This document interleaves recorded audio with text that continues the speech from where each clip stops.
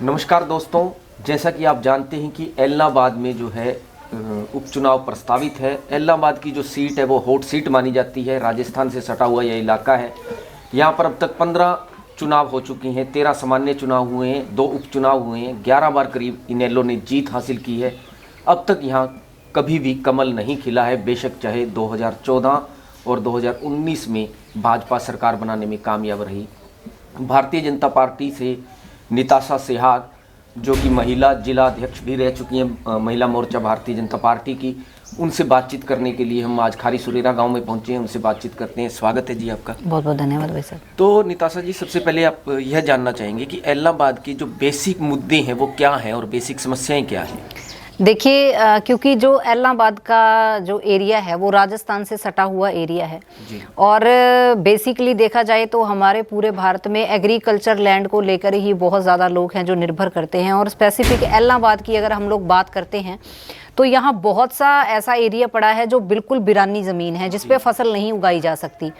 तो अगर हम बात करें कि एलनाबाद के विकास की, एलनाबाद के एरिया की और एलनाबाद के मुद्दों की, तो यहाँ अगर हमें आगे बढ़कर आना है, रोज़गार भी बच्चों को देना है और हमें इस इलाके को आगे लेके जाना है, तो एग्रो बेस्ड इंडस्ट्रियाँ बहुत एक बड़ी डिमांड है एलनाबाद हल्के की। क्योंकि अगर एग्रो बेस्ड इंडस्ट्रियाँ इस एरिया में लगती हैं तो उससे सीधे तौर पे जो बेनिफिट है वो किसानों को जाएगा और हमारे युवाओं को जाएगा।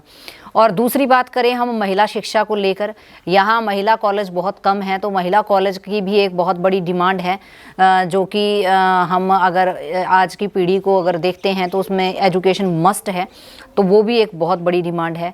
और दूसरी हम बात करें, मेरा मानना ये है कि किसी भी अगर एरिया के विकास की बात करें तो उसमें आज के टाइम में जो सिचुएशंस हैं, जो हमारा ओवरऑल सिस्टम है, उसमें महिलाओं का बराबर का स्वावलंबी होना बहुत ज़्यादा ज़रूरी है। तो उसमें अगर महिलाओं को हम स्वावलंबी बनाना चाहते हैं तो उसके लिए भी हमें कार्य करना होगा। उसके लिए हमें ज़रूरी है कि हम उनको गाइड करें कि वो कैसे स्वावलंबी हों, जिससे वो परिवार के साथ साथ अपने को भी आगे बढ़ा सकें। ये एक बहुत विशेष मुद्दा है। और दूसरी हम बात करें, सिविल हॉस्पिटल का भी एक मुद्दा है। सिविल हॉस्पिटल इसमें कम बेड का है, तो उसमें भी एक इशू रहता है कि हमारे जो मोस्टली जब भी कोई इमरजेंसी आ जाती है तो हमें सिरसा लेके जाना पड़ता है। उसके लिए भी एक विषय है कि इसमें सिविल हॉस्पिटल को अपग्रेड किया जाए, उसमें बेड और बढ़ाए जाएं और डॉक्टर्स की जो सुविधा है और दी जाए। ऐसे छोटे छोटे और भी हैं, कई विकास के मुद्दे हैं, कॉलेजों को लेकर है, स्कूल अपग्रेड को लेकर है। और सबसे बड़ी बात कि हमारा जो एरिया है वो बिल्कुल टेल पे है, पानी की भी समस्या बहुत रहती है हमारे यहाँ। पीने के पानी के साथ साथ जो सिंचाई के लिए पानी है उसकी भी कमी रहती है। तो ये भी एक विशेष मुद्दा है एलनाबाद के लिए। तो अभय सिंह जी ने जैसे इस्तीफा दिया है 3 कृषि कानूनों को लेकर, तो उनके इस्तीफे को आप किस नज़रिए से देखती हैं? देखिए, उनका इस्तीफा देना एक उनकी पॉलिटिक्स का हिस्सा ही है, क्योंकि कृषि कानून का जहाँ तक मामला है वो मामला केंद्र सरकार का मामला है। उसमें केंद्र सरकार अपने लेवल पे जो कर रही है वो उसमें मेरे को लगता है कि जब बात केंद्र की हो तो वो केंद्र के लोग बहुत अच्छे से हैंडल भी कर रहे हैं। और किसान भाई हैं, वो भी हमारे ही भाई हैं, वो भी हम में से ही हैं, कि मैं खुद भी एक किसान के घर से हूँ। तो मुझे लगता है कि वो जो ये है एक पॉलिटिकल स्टंट से ज़्यादा मैं इसको कुछ नहीं मानती। ये सिर्फ एक पॉलिटिकल स्टंट है और कुछ नहीं है। तो जैसा कि भारतीय जनता पार्टी 2 बार यहाँ भाग्य आजमा चुकी है, 2014 और 2019 में, अब उपचुनाव होने जा रहा है, तो आप किस तरीके से देखते हैं और आप अपने आप को कितना मजबूत दावेदार मानते हैं? क्योंकि टिकट के लिए आप भी उस रेस में हैं या नहीं हैं? देखिए, जहाँ तक रेस की बात है, मेरी जो रेस है किसी से नहीं है, मेरी रेस अपने आप से ही है। मैं अपने आप से ही आगे अपने आप को बेटर और तरीके से कैसे लेके जा सकती हूँ, मैं सिर्फ इसी को लेकर सोचती हूँ। इसमें मैं कभी ये नहीं सोचती कि मेरे साथ कौन दौड़ रहा है या मेरे अगेंस्ट कौन दौड़ रहा है, मेरे आगे पीछे कौन दौड़ रहा है, वो मैटर नहीं करता। जब इंसान की दौड़ ही खुद से है तो वो खुद को ही देखता है। और दूसरी बात, जहाँ तक बात है कमल की खिलने की, तो ऐसा नहीं है कि पिछली बार भी हम बहुत क्लोज थे, ऐसा नहीं है कि हम क्लोज नहीं थे, पिछली बार भी बहुत क्लोज रहे हैं हम। और जहाँ तक बात रहती है कि अगर हम 2014 से पहले की बात करें तब भी भाजपा ने सरकार नहीं बनाई थी। 2014 और 2019 में लगातार रिपीट सरकार ने किया है। तो मुझे लगता है कि 2014 और 2019 को भी देखते हुए कोई बड़ी बात नहीं है कि अगर इलाहाबाद में कमल का फूल दोबारा से खिल पाए।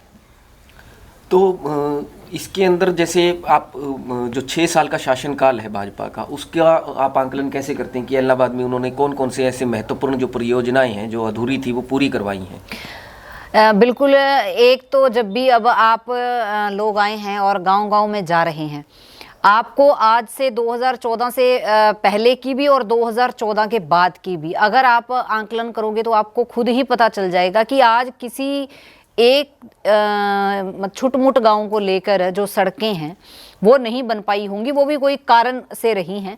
अदरवाइज हर एक गांव को पक्की सड़क बन चुकी है। आपने जो हाईवे देखे होंगे वो भी आपने देखा होगा कि जिस दिल्ली तक जाने के लिए भी हम लोग एक बार सोचते थे कि दिल्ली जाना है, हमारे लिए बड़ी टेंशन की बात होती थी, लेकिन आज दिल्ली जैसा सफ़र जैसे यहाँ से सिरसा जाने जैसा सफ़र हो गया है। इतने ज़बरदस्त तरीके से उसको अपग्रेड कर दिया गया है। इलाहाबाद की एक बहुत बड़ी विशेष मांग थी अंडर ब्रिज को लेकर, वो भाजपा सरकार ने पूरा किया है। उसके बाद कई ऐसे मेजर कार्य थे, जैसे कई पुलों को दोबारा चौड़ा करने की बात थी। मेरे खुद के गांव के पुल की बात अगर हम करें तो सन 1959 में जब इसका निर्माण हुआ, उसके बाद से कभी इसकी मेजर मेंटेनेंस तक नहीं करेगी, लेकिन अब आपने देखा होगा कि कैसे बढ़िया तरीके से उसको चौड़ा करके बना दिया गया है। और प्रधानमंत्री ग्रामीण सड़क योजना के तहत बहुत सी ऐसी गाँव को सड़कें जा रही हैं जो बहुत अच्छे से बन चुकी हैं। और स्कूलों को अपग्रेड करने की बात है, आज हर जगह स्कूल अपग्रेड हो चुके हैं। हमारे पास में ही +2 तक के स्कूल लड़कियों के अलग से बन चुके हैं। और जहां तक हम खालों की बात करें, आज किसान की जो सबसे बड़ी डिमांड रहती है कि मेरे खेत को खाड़ा नहीं जा रहा, मेरे खेत को रास्ता नहीं जा रहा। आज लगभग ऐसे रास्ते हैं जो पहले कच्चे थे, अब रास्ते पक्के बन चुके हैं, खाड़े पक्के बन चुके हैं। और हर एक गांव में, चाहे वहां भाजपा का सरपंच था चाहे नहीं था, आपने देखा होगा कि आज गांव में पैसे की कोई कमी नहीं है। कई गांव तो ऐसे हैं जो सरपंच अपना पूरा पैसा यूटिलाइज ही नहीं कर पाए 5 सालों में, इतना ज़्यादा पैसा आया है। मैं ब्लॉक समिति से इलेक्टेड हूं, ब्लॉक समिति में आज तक कभी इतना पैसा नहीं आया। करोड़ों रुपए हमारी ब्लॉक समिति के अंदर आए हैं। जैसे ही ब्लॉक समिति सदस्य ने काम कराया है, उसी तरह सरपंचों को आज समझ में नहीं आ रहा कि वो आगे कराएं क्या। हर एक गली पक्की करा चुके हैं, नाली खाली पक्की करा चुके हैं, और जो जोड़ बने हैं उनकी 4 दीवारी हो चुकी है। मतलब कि ऐसा कोई गांव में काम ही नहीं बचा, मुझे लगता है कि जो आने वाले सरपंचों को ये लगेगा कि हमें करवाना चाहिए। तो ये भाजपा है, इस भाजपा का एक नारा है। माननीय मनोहर लाल जी की सरकार ने एक नारा दिया था, सबका साथ सबका विकास। उसी नारे को लेकर सब लोग चल रहे हैं। आज इलाहाबाद में विकास की बात करें तो इलाहाबाद में भी कमल का फूल नहीं खिला था, तो उस हिसाब से तो इलाहाबाद में विकास नहीं होना चाहिए था जो पहले की सरकारों ने किया है, जिन्होंने जातिवाद की राजनीति की है, जिन्होंने क्षेत्रवाद की राजनीति की है। उन्होंने जब भी वो मुख्यमंत्री बने हैं तो सिर्फ अपने हल्के का विकास किया है, सिर्फ जिस इलाके से वो बिलोंग करते हैं उसका विकास किया है। बाकी उनको कोई मैटर नहीं था कि उनको ओवरऑल हरियाणा का कैसे विकास करना है। लेकिन माननीय मनोहर लाल जी सरकार ने ये कभी नहीं सोचा। उन्होंने बकायदा पिछले जब अब सेशन हुआ था तब उसमें कहा गया था कि विधायकों को भी वो अपने काम लिख के दें, चाहे वो किसी भी पार्टी से बिलोंग करते हैं, अपने काम को लिख के दें तो उस काम को किया जाएगा, और करा भी गया है आज तक। तो जैसा कि पंचायतों के अंदर महिलाओं के लिए 50% आरक्षण का प्रावधान किया है, हम अगर संसद की बात करें, विधानसभा की बात करें, तो बहुत सी महिलाएं जो हैं उनको मौका ही नहीं मिल पाता। तो क्या आप ये मानते हैं कि उस तरीके की व्यवस्था विधानसभा और संसद में भी होनी चाहिए जो पंचायतों में है? बिल्कुल। देखिए, माननीय मनोहर लाल जी का हम तहे दिल से इस चीज़ के लिए धन्यवाद करते हैं कि उन्होंने जो बहुत बड़ी एक डिमांड थी कि जी महिलाओं को बराबर का अधिकार दिया जाए, उन्होंने पंचायती राज में इसको सिद्ध भी कर दिया है कि हम लोग इस जो वादा किया है उस पर खरे हैं।